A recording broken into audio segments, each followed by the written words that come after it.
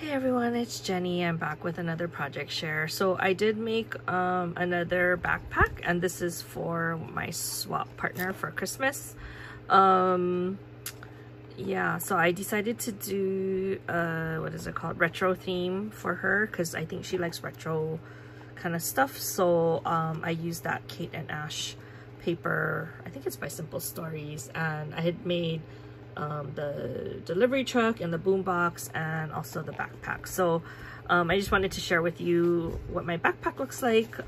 Actually used some old like Swiss dot paper that I had in my stash, because you do need like a 12 by 12 sheet, and I was running out of the Kate and Ash paper. So I wanted to use the printed one for the front. So the sides I just used this because it kind of matched the same color scheme.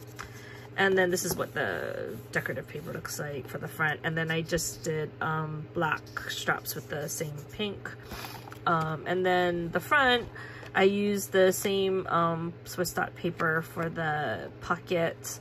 And then this is one of the roller skates that I made using the roller skate die. I did have a rosette using the same collection. And then I made a little cassette tape using that same collection as well. Here's one of the flowers I made. This is also an ephemera piece from the collection, and then other small flowers. And then on the side, I do have a little charm that I just put together now.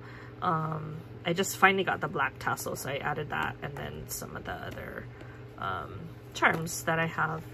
So that is my project share. I will put a little gift inside. So that I think I'm gonna put this, actually. This is the extra like ephemera pieces and cutaways, so I will stick that into the backpack. Hopefully, I don't think this will fit. Maybe I have to figure out what to do with that. Maybe it won't even go in because I think it's too big. But this parts will fit inside, so I'll find a way to package that to stick it in here. But anyway, I just wanted to share how that came out, and I will talk to you guys in the next video. Bye.